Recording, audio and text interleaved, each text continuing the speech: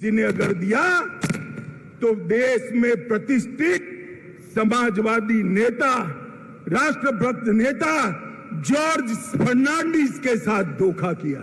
George Fernandes को उनके कंधे पे बैठकर समता पार्टी बनाई और जॉर्ज बाबू का जब स्वास्थ्य अच्छा नहीं रहा, तनिक देर भी नहीं लगाई, इनको हटाकर वो राष्ट्रीय अध्यक्ष बने। फिर शरद यादव जी के साथ धोखा किया,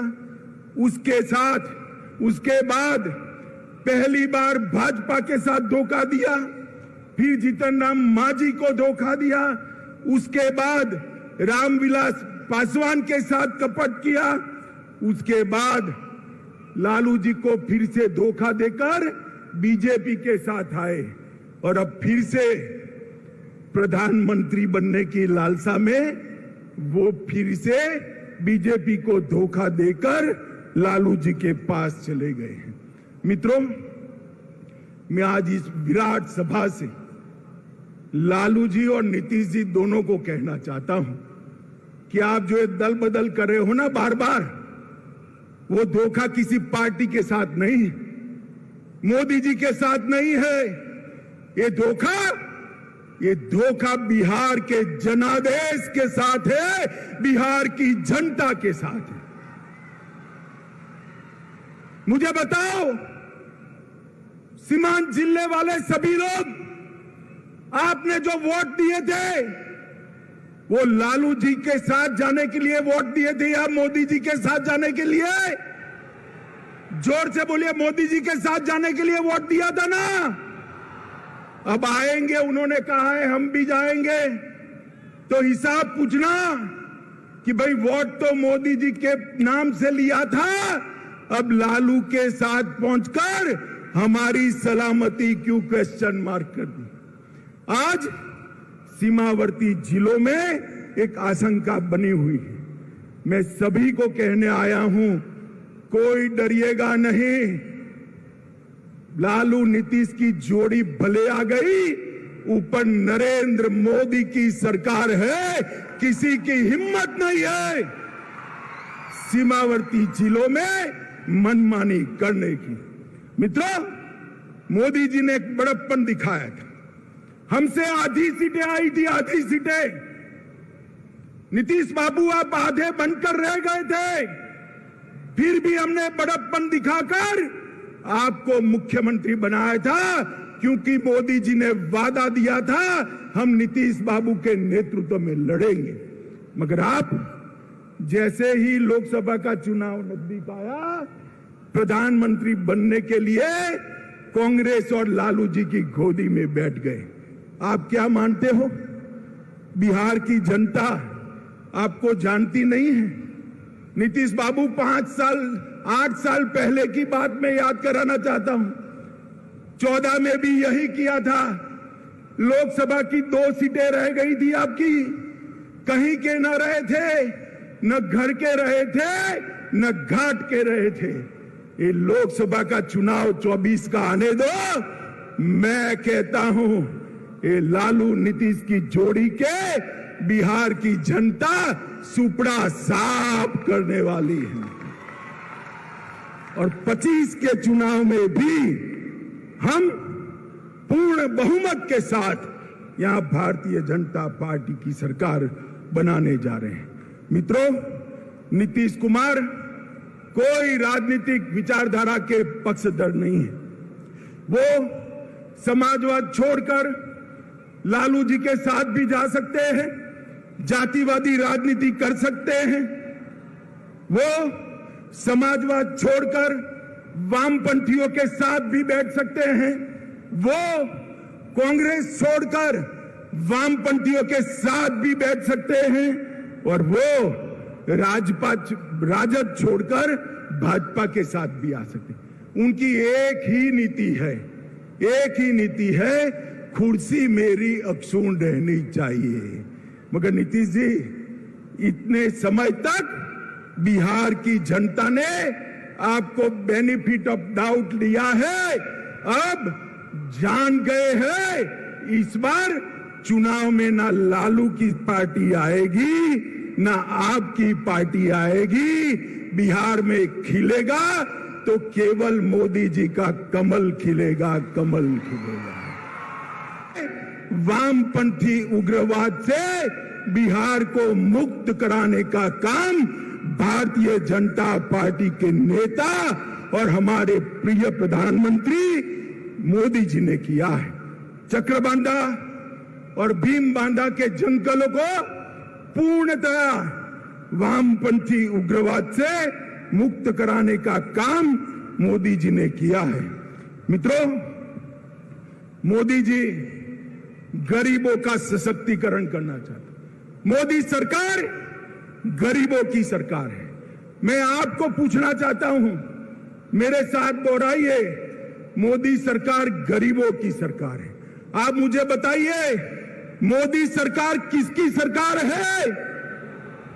जोर से बोलिए, मोदी सरकार किसकी सरकार है? 50% से ज्यादा आबादी बिहार की गरीब आबादी है। मोदी जी ने करोड़ों लोगों को घर देने का काम किया। बिहार के घरों में 100% बिजली पहुंचाने का काम किया। मेरी माताएं बहनें बैठी है, लाखों की संख्या में गैस के सिलेंडर पहुंचाने का काम किया। 5 लाख तक बिहार की 50% आबादी को स्वास्थ्य का पूरा खर्चा माफ करने का काम नरेंद्र मोदी सरकार ने किया। हर घर में शौचालय पहुंचाने का काम किया। जोर से ताली बजाना मेरी ये बात के बाद।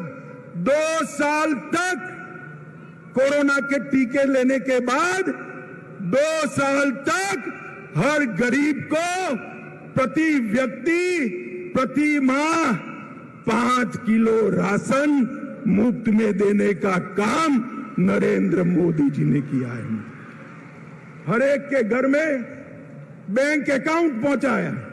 आपका फायदा डायरेक्ट बेनिफिट ट्रांसफर से आता है। अब लालू के बिचौलिए आपका हक नहीं ले सकते। ये काम नरेंद्र मोदी सरकार ने किया। बिहार के विकास के लिए मैं सीमांत क्षेत्र की बात करता हूं। ये पूर्णिया में हवाई अड्डा बन गया। लगभग 12 जिलों के लोगों को बागडोगरा या पटना नहीं जाना पड़ेगा। यहां से सस्ते हवाई जहाज में बैठकर दिल्ली और मुंबई जा सकते। अरे ताली बजाओ भाई, हवाई अड्डा आप लोगों के लिए बना है। महेशकुंड, सहरसा, पूर्णिया 1000 करोड़ से नेशनल हाईवे 107 का दोहरीकरण करने का काम किया। पूर्णिया खगड़िया रोड को 2 लेन बनाने के लिए 650 करोड़ दिए। किशनगंज में 4 लेन बाईपास 250 करोड़ के खर्चे से चालू हो गया है।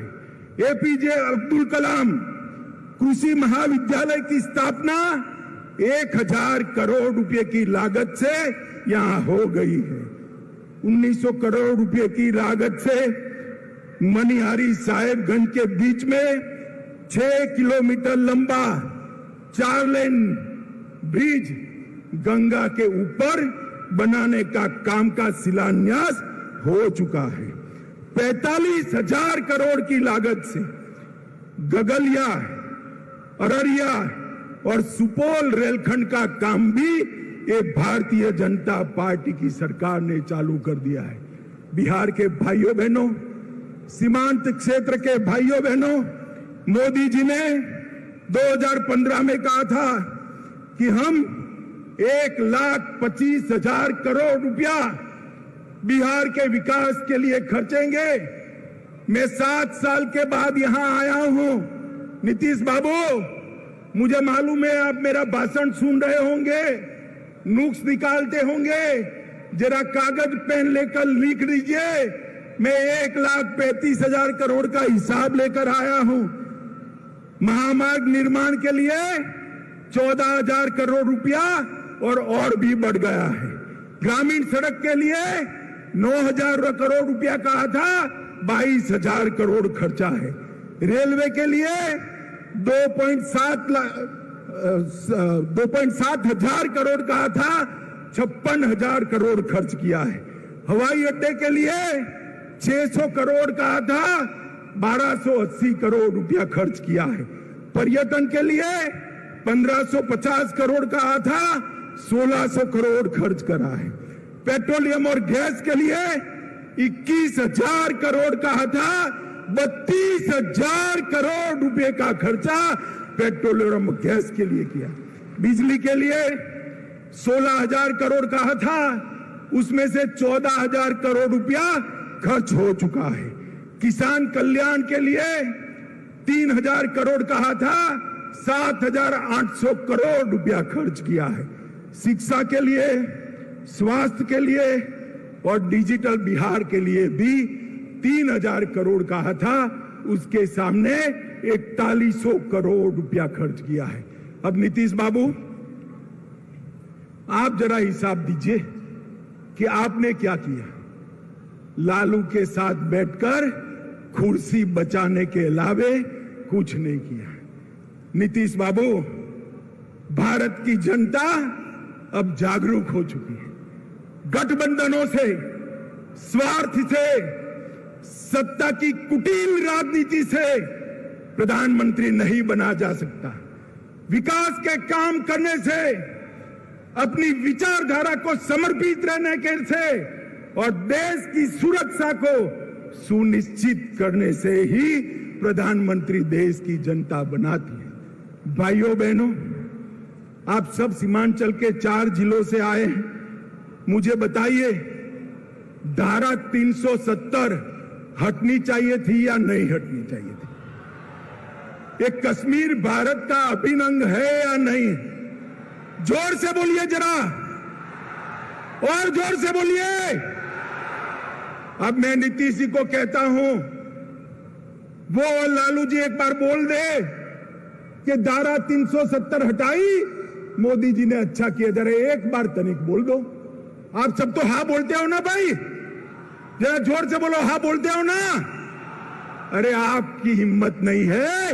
मोदी जी ने 5 अगस्त 2019 को सालों से भारत माता के सर पर लगा हुआ कलंक अपने डस्टर से पोंछ दिया। धारा 370 को उखाड़कर कश्मीर को हमेशा के लिए भारत के साथ जोड़ा। आतंकवाद और नक्सलवाद पर मोदी जी ने जिस मुस्तैदी से और जिस कठोरता के साथ कदम उठाए हैं, लालू जी इसको विभाजन की राजनीति कहते हैं। लालू जी, आपके समय में बिहार में क्या हो रहा था वो सबको मालूम है। मालूम है ना भाई? सीमांत क्षेत्र के लोगों मालूम है ना? माताओं बहनों को मालूम है ना? दिन दहाड़े अपहरण होते थे, फिरौतियां मांगी जाती थी, हत्याएं होती थी, हत्याकांड होते थे, और लालू जी लठ रैली निकालते थे। अब गांधी मैदान में लालू जी और नीतीश जी दोनों लठ रैली निकालेंगे और नीतीश जी अपने कंधे पर लालू जी को लेकर निकलेंगे। कैसा दृश्य होगा भाई, बताओ। माताओं, भाइयों, बहनों, इस स्वार्थ की राजनीति से ऊपर उठकर हमने विकास की राजनीति की ओर जाना है। बिहार के युवा में मेगा है, बिहार के युवाओं में बुद्धि है, बिहार के युवा में मेहनत करने का जोश, मेहनत का स्वभाव है, मगर बिहार विकसित नहीं हुआ। आज जहां जहां मोदी जी की पूर्ण सरकारें हैं, वहां देख कर आइए कि इस प्रकार का विकास हुआ है। मैं आपको एक बार कहना चाहता हूं, आपने भाजपा को हमेशा वोट दिया, मगर लंगड़ी सरकार बनाई। एक बार भाजपा को पूर्ण बहुमत दे दीजिए, हम बिहार को देश का सबसे विकसित राज्य बनाएंगे। मित्रों, मुझे बताइए, माताओं, भाइयों, बहनों, ये नीतीश लालू के गठबंधन को आप स्वीकार करते हो क्या? जरा जोर से बोलिए, पूरा बिहार देख रहा है आपको। स्वीकार करते हो क्या? अरे कैमरे वाला भी मेरे पर से हटकर पीछे जरा देखे। मैं फिर से पूछता हूं, स्वीकार करते हो क्या?